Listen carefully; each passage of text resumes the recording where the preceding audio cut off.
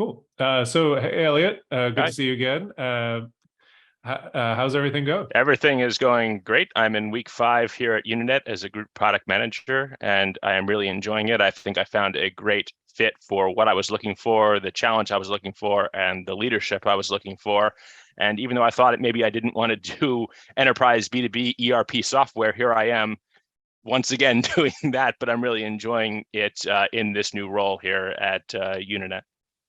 That's awesome. Well, thank you for taking a little bit of time to chat and just talk about your experience in the program. I'm going to Yes. ask you to go through some questions, and I'd love to just hear about your experience. But before we jump into that, I was first hoping that you could just give us maybe a brief background about yourself. Sure. Well, I'm approaching my 15th year doing strategic product management. I kind of fell into product management literally in the back of a canoe, doing some volunteer work with my first boss, who's also my co-advisor of now 20 years, doing volunteer work for a local high school fraternity. And I really didn't know what I was getting into. I just knew I didn't want to do insurance anymore, and this seemed like a really great way to use my creativity more. So I started off at Thomson Reuters in enterprise financial software, and later moved over to Infor for 2 different stints, and really have just kind of climbed the ranks and learned a lot by doing, learned a lot by failing, and have really embraced the craft for what it is. So I really enjoy it. I consider it's kind of part of my lifestyle, and I think it's what I plan to do for the rest of my career. And I'm really excited about this next step that Intentional Product Manager helped me find. Awesome. Thank you. So let's rewind a little bit before we teamed up together. Can you talk to us a little bit about what the average week looked like in your job search? I would call it scattered. I would have different bursts of interest in actually doing things. I would respond maybe sometimes to different recruiters who would reach out. I knew that I was looking for something different. I felt I had reached the end of what I could learn within my current position, and I really wasn't growing very much. I just think that I wasn't very happy, and I felt like I was a bit languishing in my job at the time, and I knew I was looking for something different. But I would have bursts of inspiration where I would apply to a bunch of things, and I was getting a decent hit rate, 20 to 30% hit rate on my existing CV, but I kept hitting walls in the interview process. I could usually clear the manager interview when I got into some of either the case or the behavioral. What I found out was the behavioral interview. I was certainly not passing through there, and it just felt like I wouldn't say hopeless, but I certainly felt like there was something. I was the common denominator, and I needed to do something different in order to get things done, to really showcase myself a little bit better. So I had reached a point where I knew I needed something different for myself, and that is kind of the genesis of when I started thinking about IGS. Got it. And what was that kind of state like? Like how are you feeling at the time? I would say resigned to being stuck in a job where I wasn't very fulfilled, but really interested in finding different things that were out there. Certainly my job at the time was focused on human capital management, performance management, talent management. So I knew about all the resignation trends that were going on, and people were finding these amazing new jobs. And certainly within my network, almost every day I was seeing multiple people saying, I'm excited to start here and here. And I felt like I wasn't getting any traction. So it certainly there was some envy there, but it was certainly just a matter of internalizing it and recognizing that there was something I was doing well to get myself to a certain point, and something I was not doing well enough to get myself to that next point, especially given that I was looking for a very competitive market salary. I needed to do something different in order to justify that and earn the hiring managers and the hiring team's trust. I was not doing it at the time, and rather than continue to run into a brick wall, I needed to find a new strategy to either get over or get around. Got it. Okay, that's helpful. So fast forward a little bit. You've come across the program. You're talk about like your research and evaluation process, and please share honestly, like how you're feeling. Sure. And any hesitations you might have had. Interesting, and this is not to really be over the top. Like the best parts of my week in a lot of cases was reading Shobit's content that he put out on LinkedIn, and then I followed him on Facebook, which was just a reiteration. His videos were very inspiring. They were super short, but very, very direct. And it was really speaking to me in language I could really understand. And my research was essentially just deciding to sit down with Shobit at the time. So know whether I know it was the right choice because it felt right. My instincts led me in that direction. I did not evaluate other services that were out there. I just felt very comfortable with what Shobit was putting out there, and I scheduled the initial empowerment session where he was going to be able to dig in. And as soon as we were able to start talking, it felt like he and the team that he had put together was the right fit for me. So ultimately, it was just the content that Shobit put out driving me into having the discovery session. And then once I talked to him, I felt so much better because I felt like he just really understood what I was looking for. And he said he could help me. And that in itself was just a weight off my shoulders in a lot of ways. And then it was just a matter of making sure that the cost there was going to be worthwhile.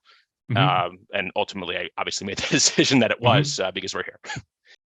Yeah. And how did, so you sound like the dream case. So you already knew about us and we're following the content. So, and it sounds like you had a little bit of hesitation about the investment up front. So how did you think about like evaluating that and kind of weighing it against, where you were and what you wanted to do? Well, it was just like when you start putting out numbers and it is in the 5 figures, it does make you stop, because that is like an that's essentially very few investments that I've made in my life have been that large. Essentially house, cars, annual tuition for my kids' school, things like that. Haven't really spent that much on myself at any real time in my overall history. But ultimately, what I was thinking is that I am at a certain place in my career. I'm at a certain salary and compensation level. I know that there are higher levels to unlock. And while it is a substantial cost, essentially I could break even on this in a year. And then every year after that, I'm coming out well ahead. And I also really valued the idea of the mindset coaching that was there. In addition to the other pieces, that in itself, I needed to shift my overall mindset, and that was a compelling value prop for me. And ultimately for me, just to be fully transparent, I did ask for family help, and my parents were generously willing to assist with a portion of it, which made it even easier for me to justify. And I'm very thankful for them doing that. I know that other people might not have that luxury, and I'm certainly very, very fortunate to have that support. But ultimately, it just came down to I need to invest in myself and my career because this is the next step, and I haven't been able to do it on my own. I have confidence that this team is the right one for me, and I made the decision to jump in with both feet. Got it. And that's such a tough thing we hear from folks about, just investing in themselves and in their career. So I appreciate you sharing that. So let's fast forward a little more. So you're in the program early on. Do you remember any of the kind of early aha moments as we got into working together? Yeah, there's some things that do stand out. So I remember it was right around Thanksgiving that I started. So it was a very slow time. So I was able to really mash through a bunch of the content. Some of the things that stand out early is the hard coaching. And you were actually, you actually coached me the hardest, which I appreciate. And my first Tell Me About Yourself that I recorded, you basically ripped off this, basically you read this, it wasn't good at all. And I'm like, you know what? I did read it. It wasn't good at all. And it really put me in a very interesting position where I really had to confront myself that I was not doing things super well. The mindset pieces were super important to me. And then the other things that really stood out was when I was able to talk to Shobit about the types of companies and the type of job I was really looking for when he had me allocate $100 fictitious towards the different aspects of the company. And I had never really thought about what I was looking for. I was just looking for something new. But when I was able to really think about and elaborate on that I was looking for the right mentor. I was looking to learn. I was looking to grow. I was looking to be trusted and things like that. That allowed me to actually focus on the types of companies I was looking for and refine the search, as opposed to just taking what was given to me or what was presented to me and start looking for certain keywords and job searches. And then I was also able to craft an answer to some of these questions about what are you looking for in a new job, and use that information when I was going forward. So I was able to essentially align my own values with the organization's values that were there. And I believe that made me a more compelling candidate as I got into those later interview stages, and ultimately I think helped me get this job. Got it. Thank you. And as you're going through the program and then you go into your current interview for this current place, Yes. can you talk about how the trainings helped you in landing, like what's the story of landing your new gig, and how did the training help, if at all? Sure. Well, I think once I was able to nail down my tell me about yourself, it made it really, really easy to kind of get started. I was able to use that in every interview phase that I had. So my interview process with Uninet was I was contacted by an external recruiter who had worked with them. I'm generally skeptical about external recruiters unless they have a really strong relationship. And this person happened to have a 5-year relationship and had placed most of their product management people there, and had a personal relationship with the chief product officer. So that made it easier for me to say yes. We had a very standard interview, and then I was put in contact with their head of talent. He asked me a number of different questions that were very culturally based, but not behaviorally based. And then I was very quickly routed to the chief product officer, which is very unusual in my mind, but he wanted to kind of come out there. And this was a reverse interview. I didn't realize it at the time, but he essentially came on and said, we have an hour together. I'm going to give you 40 minutes to ask whatever questions you want to ask of me, the harder, the better. And he answered every question that I had. Mm-hmm. And then he flipped it around and he asked me about my intentions coming through there, which was very unusual to me as well. He's like, why are you coming here? What are you really looking for? And I was able to actually share what I was looking for using some of the information I gleaned from that discovery session with Shobit. Mm-hmm. And after that, it went into more behavioral with my hiring manager and another parallel. I was able to nail down the behavioral questions with the hook and the star format. And that at that point, I had been through probably 30 or 40 interviews plus all the mock interviews. And I was able to just really show them that I was the best product manager they can hire, which is another aspect of the program. And then after that, it just, it moved pretty quickly. And they moved very quickly and very aggressively to get things done. And then once they presented a pretty strong offer, I met with Shobit and he helped me negotiate a counter. And we very quickly met in a middle ground, and I accepted. So I would say that pretty much every aspect was crafted by my IJS experience. But one thing I appreciate about the program is that it wasn't essentially you folks doing the work for me. It was me doing the work and you enabling me to be the best candidate I could be.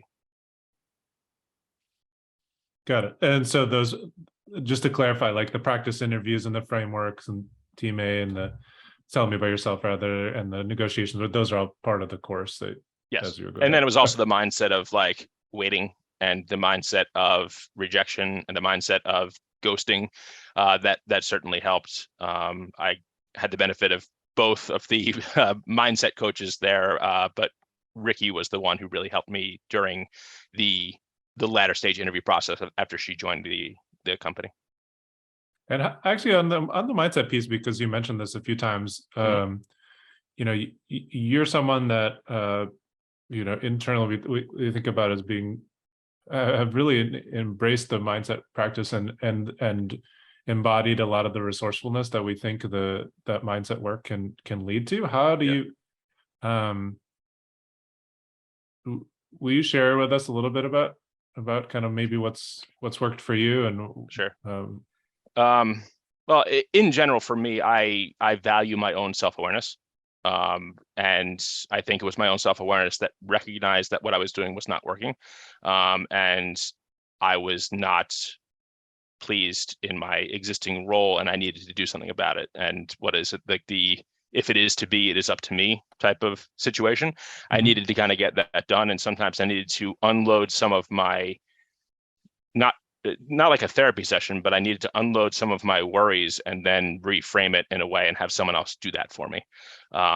And that it was helpful to have somebody who was able to do that on a timely basis and kind of get things done in that way. But at that point, I needed to kind of get those things done. And I mentioned this just a moment ago. IGS enables you to be the best candidate you can be, but you need to actually do the work. The sweat equity is real, and just have to kind of get those things done. And I hit a point where I needed to find a new opportunity, and I just turned on the jets and really just kept grinding, because I was getting results. I was getting hits on my new CV.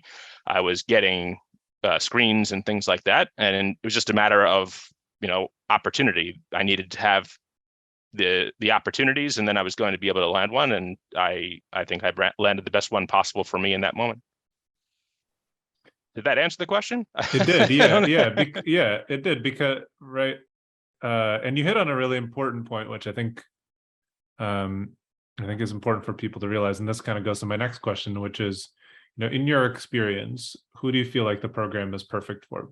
And I feel like you've kind of teed up a little bit of that already, but well, for me, it was somebody.